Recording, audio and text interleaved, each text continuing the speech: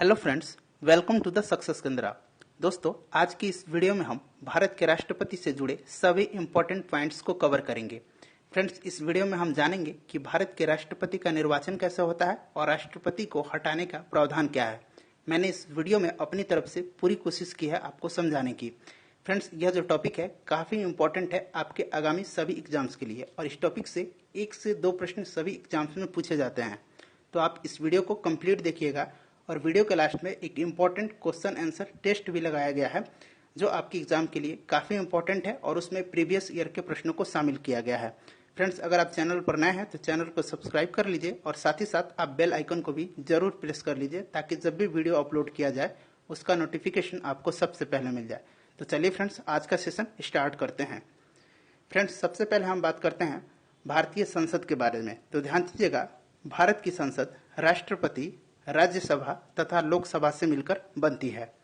Important है, जरूर ध्यान रखिएगा। भारत की संसद राष्ट्रपति, राज्यसभा और लोकसभा से मिलकर बनती है।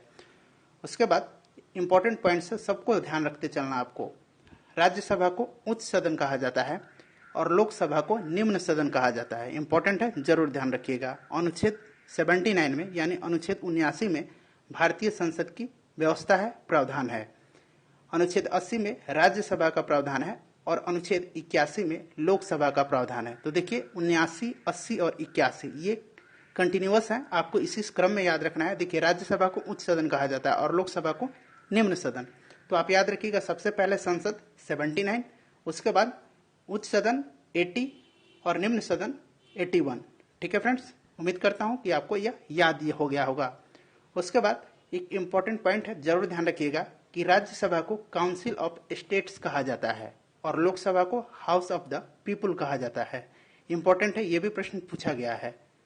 भारत के संविधान में संसदीय प्रणाली ब्रिटिश संविधान से ली गई है। मोस्ट इंपॉर्टेंट पॉइंट्स है, आपको जरूर ध्यान रखना है कि भारतीय संविधान में संसदीय प्रणाली कहां से ली गई है, ब्रिटिश संविधान से ली गई है।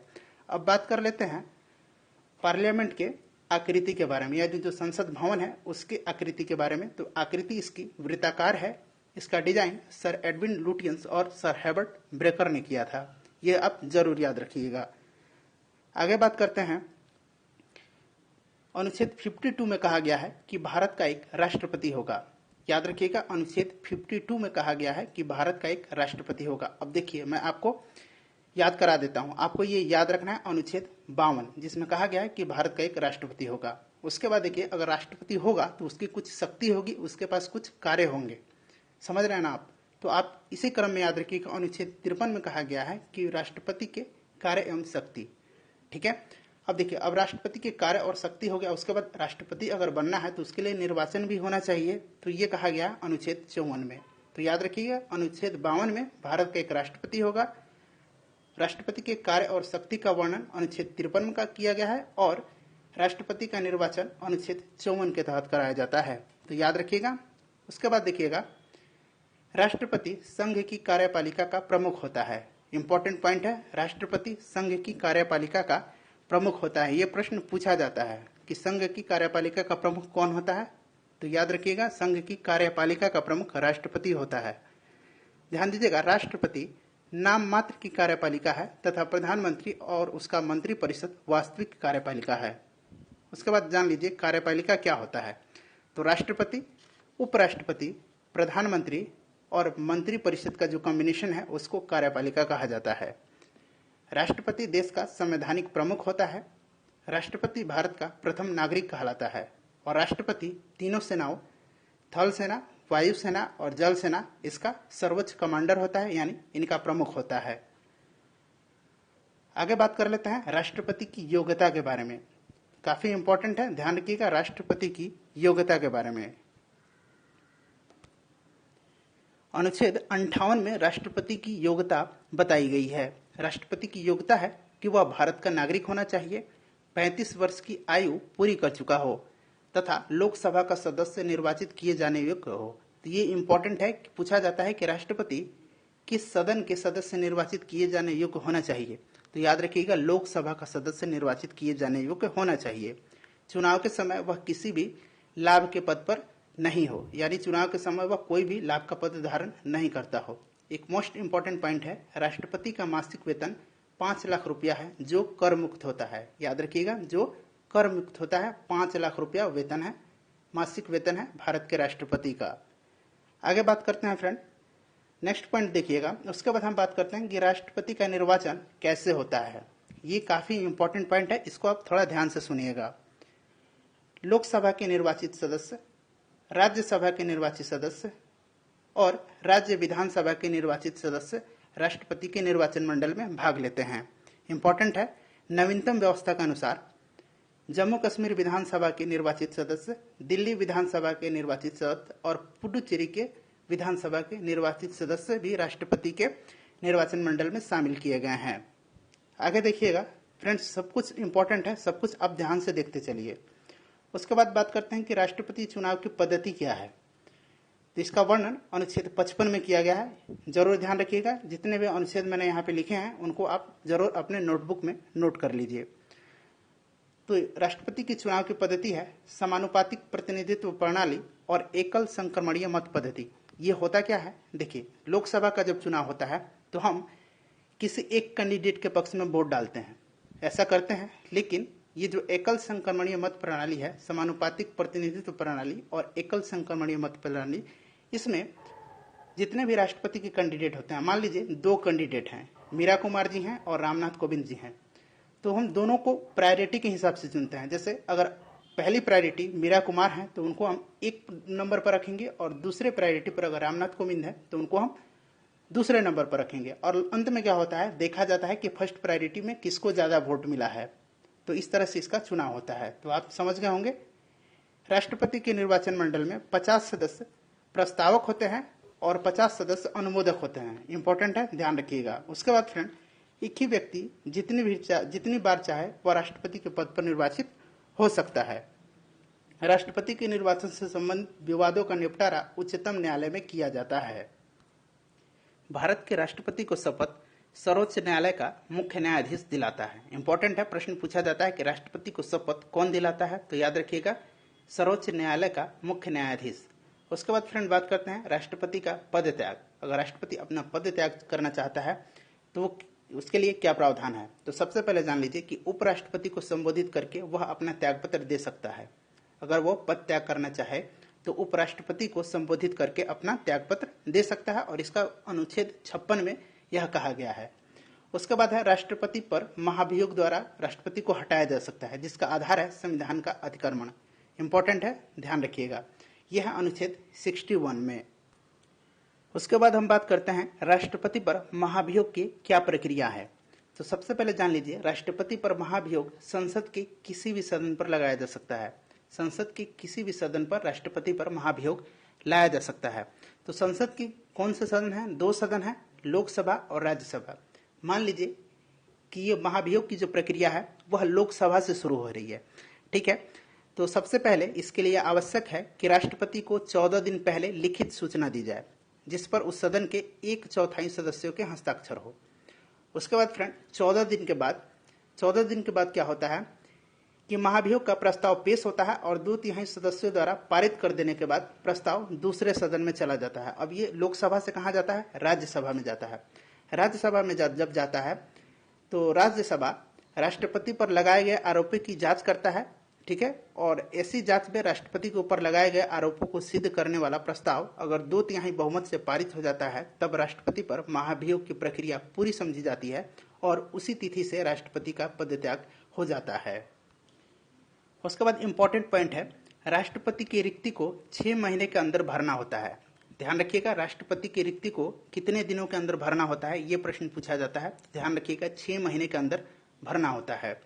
उसके बाद बात करते हैं राष्ट्रपति के क्या क्या अधिकार हैं और क्या क्या कर्तव्य हैं। तो फ्रेंड सबसे पहले हम राष्ट्रपति के जो नियुक्ति संबंधी अधिकार हैं उसके बारे में हम जान लेते हैं।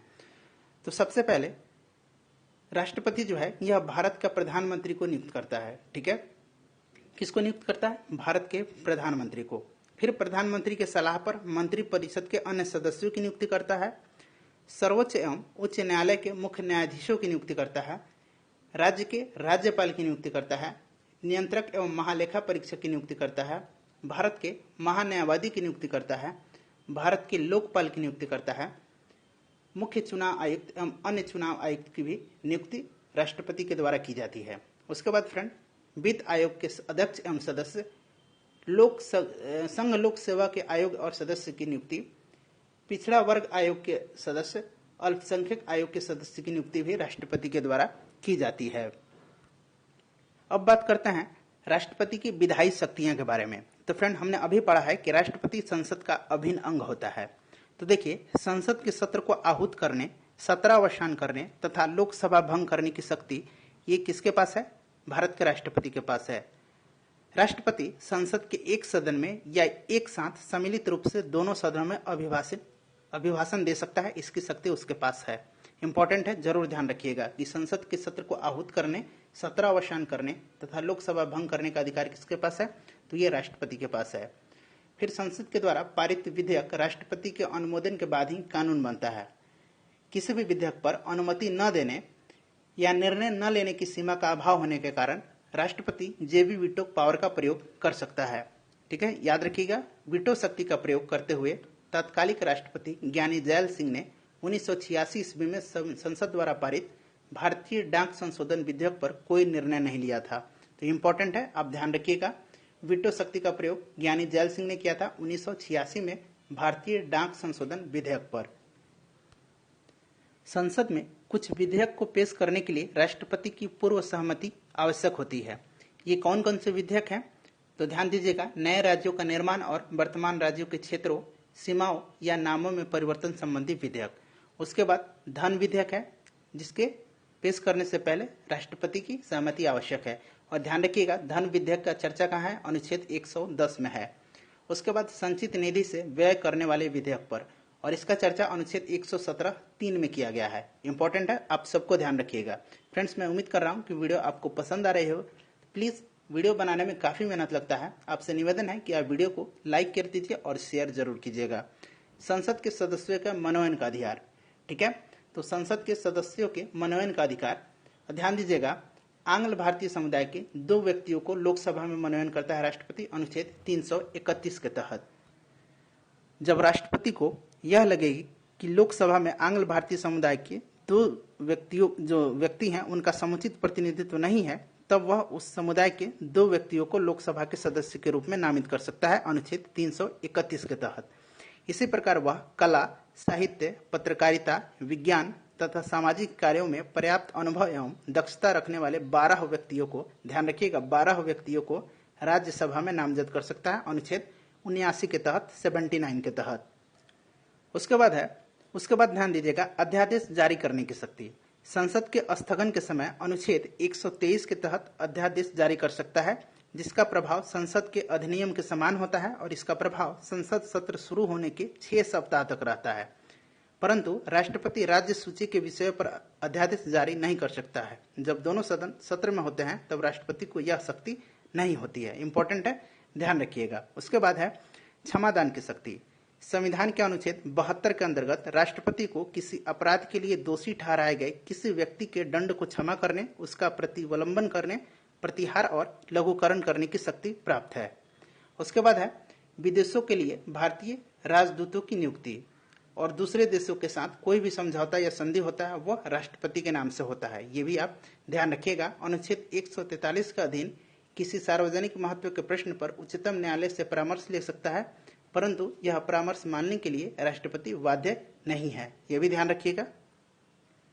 अब बात करते हैं राष्ट्रपति के आपातकालीन शक्तियां। तो संविधान में 3 प्रकार के आपातकाल का प्रावधान है। ध्यान रखिएगा, 3 प्रकार के आपातकाल का प्रावधान है। अनुच्छेद 352 के तहत राष्ट्रीय आपातकाल, अनुच्छेद 356 के तहत राष्ट्रपति शासन और अनुच्छेद 360 के तहत वित्तीय आपातकाल। राष्ट्रीय आपातकाल का आधार क्या है, तो इसके बारे में जान लीजिए। राष्ट्रीय आपातकाल सबसे पहले जान लीजिए कि कितनी बार लागू हुआ है। तो ये 3 बार हुआ है। 1962 में भारत चीन युद्ध के समय, 1971 में भारत पाकिस्तान युद्ध के समय और 1975 में आंतरिक अशांति के आधार पर। ठीक है फ्रेंड्स, और ध्यान दीजिएगा कि अनुच्छेद 352 जो है राष्ट्रीय आपातकाल, यह युद्ध के समय, बाह्य आक्रमण के समय और ये जो आंतरिक अशांति का आधार है इसको चेंज करके सशस्त्र विद्रोह अब कर दिया गया है। इसके आधार पर राष्ट्रीय आपातकाल राष्ट्रपति लागू कर सकता है। अनुच्छेद 356 में है राष्ट्रपति शासन। याद रखिएगा अनुच्छेद 356 में है राष्ट्रपति शासन। राज्यों में संवैधानिक तंत्र के विफल होने पर उत्पन्न इस आपातकाल को राष्ट्रपति शासन कहा जाता है। उसके बाद है वित्तीय आपातकाल। वित्तीय आपातकाल अनुच्छेद 360 में है और यह अब तक भारत में एक बार भी लागू नहीं किया गया है। वित्तीय आपातकाल की न्यूनतम अवधि 2 माह की होती है। इंपॉर्टेंट है, ध्यान रखिएगा कितने माह की होती है, 2 माह की होती है। उसके बाद फ्रेंड आगे देख लेते हैं, आगे कुछ इंपॉर्टेंट पॉइंट्स हैं, इसके बारे में हम डिस्कस कर लेते हैं। एक बार आप देख लीजिए ध्यानपूर्वक। एकमात्र व्यक्ति जो 2 बार राष्ट्रपति रहे वे हैं डॉक्टर राजेंद्र प्रसाद। पहली महिला राष्ट्रपति रही हैं प्रतिभा देवी सिंह पाटिल। निर्विरोध जीतने वाले राष्ट्रपति नीलम संजीव रेड्डी थे और राष्ट्रपति बनने वाले एकमात्र चीफ जस्टिस से न्यायमूर्ति मोहम्मद हिदायतुल्लाह। याद रखिएगा प्रश्न पूछा जाता है कि राष्ट्रपति बनने वाले एकमात्र चीफ जस्टिस कौन थे, तो ये थे मोहम्मद हिदायतुल्लाह। इनका कार्यकाल कब रहा था, तो 1979 से लेकर 1979 से लेकर 1984 तक, 1979 से लेकर के 1984 ईस्वी तक। कार्यकाल के दौरान कौन से राष्ट्रपति की मृत्यु हो गई है, तो जाकिर हुसैन की और फखरुद्दीन अली अहमद की। तो फ्रेंड्स राष्ट्रपति से जुड़े जितने भी इंपॉर्टेंट पॉइंट्स थे उन सबको हमने कवर कर लिया है। आई होप कि सब कुछ आप समझ चुके होंगे। तो फ्रेंड्स अब हम शुरू करते हैं अपना क्वेश्चन आंसर सेट। तो पहला प्रश्न देखिए, पहला प्रश्न है कि भारत का राष्ट्रपति किसका अभिन्न अंग है। तो इस प्रश्न का सही आंसर क्या हो जाएगा, संसद का। हमने शुरू में ही चर्चा किया था कि भारतीय संसद जो है यह राष्ट्रपति, राज्यसभा और लोकसभा से मिलकर बनती है। दूसरा प्रश्न देखिए, भारत में राष्ट्रपति का चुनाव किया जाता है, तो ये किया जाता है एकल संक्रमणीय मत प्रणाली के द्वारा। तीसरा प्रश्न है कि निम्नलिखित में कौन राष्ट्रपति के निर्वाचन हेतु सम्मिलित नहीं होते हैं। तो राष्ट्रपति के निर्वाचन मंडल में लोकसभा के निर्वाचित सदस्य शामिल होते हैं, राज्यसभा के निर्वाचित सदस्य शामिल होते हैं और राज्यों के विधानसभाओं के निर्वाचित सदस्य शामिल होते हैं। तो इस प्रश्न का सही आंसर है ऑप्शन डी, राज्यों के विधान परिषद के निर्वाचित सदस्य शामिल नहीं होते हैं। चौथा प्रश्न है कि राष्ट्रपति के उम्मीदवार के लिए क्या आवश्यक नहीं है। बताना है कि इनमें से क्या आवश्यक नहीं है राष्ट्रपति के उम्मीदवार के लिए। तो फ्रेंड्स सही आंसर हो जाएगा इसका ऑप्शन बी, पढ़ा लिखा हो। यह कहीं भी संविधान में नहीं कहा गया है। 35 वर्ष की आयु कहा गया है, न्यूनतम 35 वर्ष की आयु होनी चाहिए। सांसद चुने जाने की योग्यता होनी चाहिए और वह भारत का नागरिक होना चाहिए, ये बात कही गई है, लेकिन कहीं भी नहीं कहा गया है कि वह पढ़ा लिखा होना चाहिए। पांचवा प्रश्न है कि राष्ट्रपति द्वारा संसद के दोनों सदनों के लिए कुल कितने सदस्यों को नामित किया जा सकता है। तो 12 सदस्य राज्यसभा और 2 सदस्य लोकसभा के लिए, तो टोटल कितने सदस्य हो गए, 14 सदस्य हो गए। छठा प्रश्न देखिए, राज्यसभा के लिए राष्ट्रपति द्वारा कितने सदस्य नामित किए जाते हैं। तो राज्यसभा के लिए 12 सदस्य और लोकसभा के लिए 2 सदस्य। याद रखिएगा सही आंसर है ऑप्शन ए, राज्यसभा के लिए 12 सदस्य। 7 नंबर प्रश्न देखिए, भारत का राष्ट्रपति अपना त्यागपत्र किसको सौंपता है। तो भारत का राष्ट्रपति अपना त्यागपत्र भारत के उपराष्ट्रपति को सौंपता है, ऑप्शन बी सही आंसर होगा। 8 नंबर देखिए, भारत के राष्ट्रपति को उसके पद से हटाया जा सकता है,